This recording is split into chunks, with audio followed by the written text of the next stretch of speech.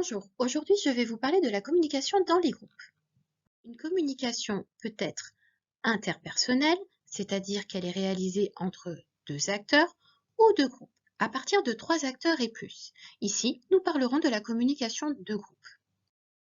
Pour adapter sa communication dans un groupe, il est nécessaire de savoir le caractériser selon quatre éléments, selon sa taille, sa durée, son caractère officiel et selon l'appartenance. Un groupe primaire est un groupe dans lequel nous avons des relations personnelles. Il s'agit par exemple de votre famille ou de votre groupe d'amis. Un groupe secondaire poursuit un objectif commun sans lien personnel. C'est par exemple le cas d'un groupe de projet que l'on construirait pour arriver à un but. Selon la durée maintenant, un groupe est durable s'il se poursuit sur la durée. C'est le cas de votre famille à laquelle vous appartiendrez toute votre vie, ou bien de votre entreprise dans laquelle vous allez passer un certain temps. Le groupe momentané, lui, est formé pour peu de temps dans l'objectif par exemple d'un projet. Le caractère officiel du groupe maintenant. Le groupe est formel lorsqu'il obéit à des règles définies, par exemple lors d'un groupe de travail en entreprise, un concert aussi qui a été organisé. Un groupe est informel lorsqu'il n'a pas de règles définies. C'est par exemple un groupe d'amis qui va se rencontrer un après-midi. Maintenant, l'appartenance du groupe. Le groupe est d'appartenance lorsque vous y appartenez. Vous appartenez à votre famille, vous appartenez à votre entreprise, vous appartenez à différents groupes tout au long de votre vie. Le groupe de référence, quant à lui, est le groupe auquel on voudrait appartenir. Par exemple, ici, dans cette vidéo, nous voudrions appartenir au groupe des titulaires du BTS Gestion de la PME. Parlons maintenant des membres du groupe. Les membres du groupe peuvent être qualifiés selon leur statut, c'est-à-dire la position hiérarchique par rapport aux autres membres du groupe. Il y a le leader et puis ensuite il y a les autres membres du groupe. Selon son rôle, le rôle c'est ce que l'on attend du membre du groupe. Et ensuite, selon sa fonction. Dans un groupe, des personnes peuvent avoir une fonction de production, c'est-à-dire qu'elles ont par exemple une tâche à accomplir. Une fonction de facilitation, leur travail est de faciliter les échanges entre les membres du groupe. Et ensuite, une fonction de régulation, c'est-à-dire que la personne qui a cette fonction va devoir réguler les conflits éventuels qui pourraient apparaître dans le groupe.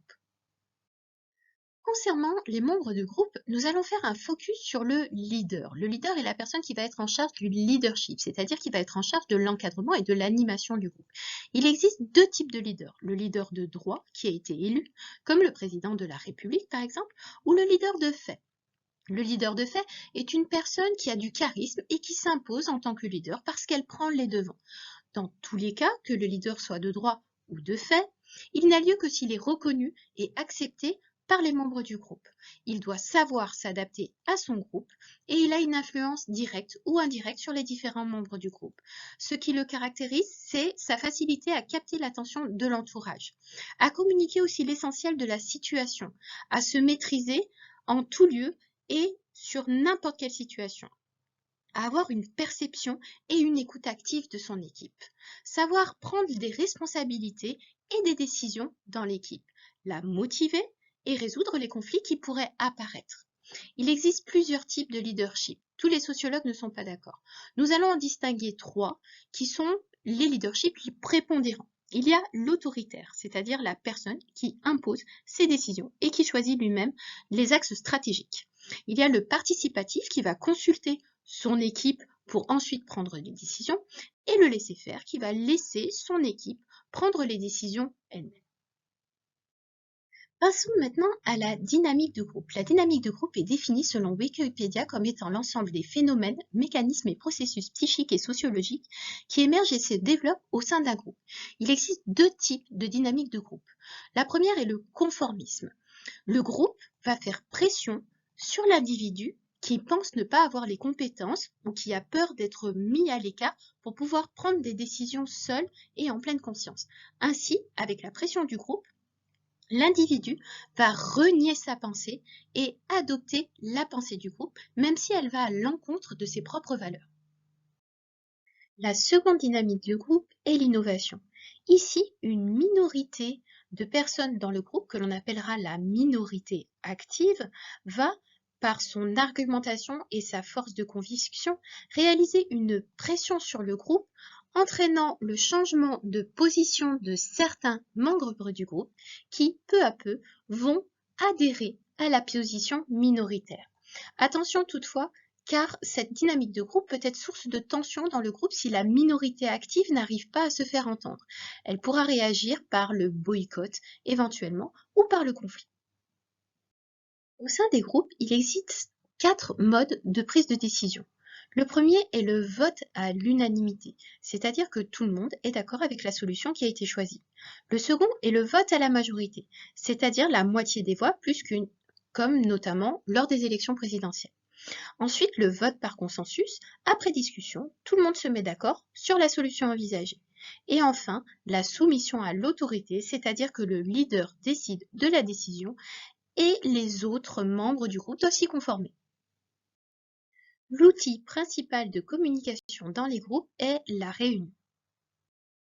Il existe différents types de réunions. La réunion de concertation, la réunion d'information, les réunions obligatoires telles que les assemblées générales, les réunions virtuelles auxquelles nous avons de plus en plus recours à cause de la Covid, les réunions de créativité, de résolution de problèmes, de négociation ou d'intégration quand vous intégrez un nouveau collaborateur par exemple. La bonne organisation d'une réunion va être l'un de ces facteurs de succès.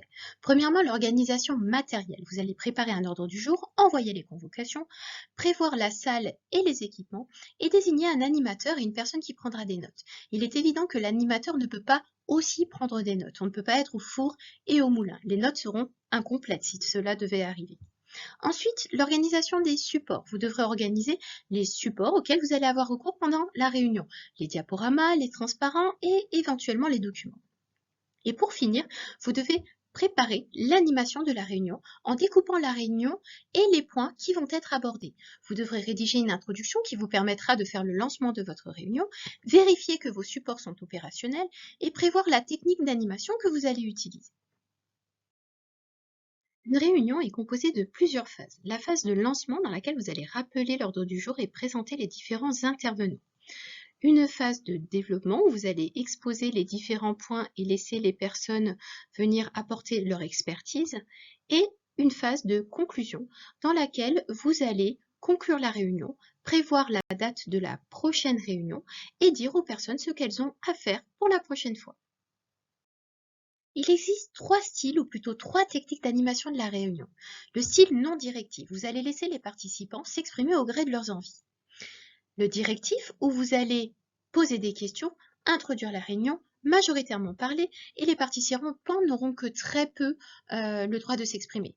Et ensuite, vous avez le semi-directif, où vous allez alterner les phases où vous allez guider le groupe, guider la réunion, et laisser les participants s'exprimer.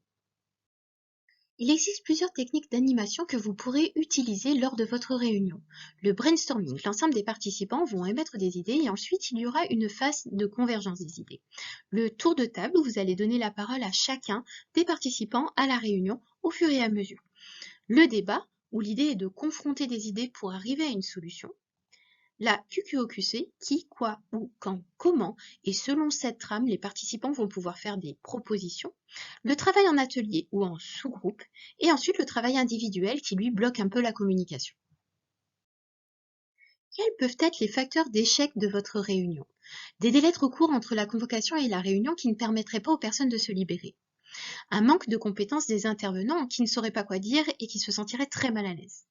Un lieu inadéquat où il y aurait du bruit, par exemple. Une insuffisance ou une inexistence de support audiovisuel. Rien de plus monotone qu'une réunion où l'animateur ne fait que parler. Le stationnement difficile aux abords des lieux. Les personnes vont arriver en retard et en plus seront énervées. L'indisponibilité d'un acteur essentiel. Si votre spécialiste n'est pas présent, la réunion n'a pas lieu d'être. Les participants passifs ou trop discrets. Il n'y a rien de pire pour un animateur que de faire l'homme orchestre et de parler seul pendant 2 heures. Une animation soporifique. Si vous écoutez quelqu'un qui parle pendant 1 heure d'un ton monocorde, ceci ne vous donne pas envie de participer, vous n'avez qu'une envie, c'est que la réunion se termine. Et pour finir, un incident de réunion, des éclats de voix, des personnes qui se disputent, quelqu'un qui sort pour téléphoner. Attention, la personne qui anime la réunion doit être très vigilant à ce que ce genre de choses n'arrive pas. En conclusion, les facteurs de succès de la communication dans le groupe sont les suivants. Faites attention au choix des membres du groupe. Vous devez prendre des spécialistes et des personnes de préférence qui s'entendent bien. Attention à la dynamique de groupe. Si la dynamique est positive, vous aurez des résultats. Si elle est négative, vous aurez eu l'impression d'avoir perdu votre temps. Pour finir, veillez à la bonne préparation des réunions. Si votre réunion est bien préparée, les gens ont envie d'y participer. J'espère que ce cours vous aura été profitable. Au revoir.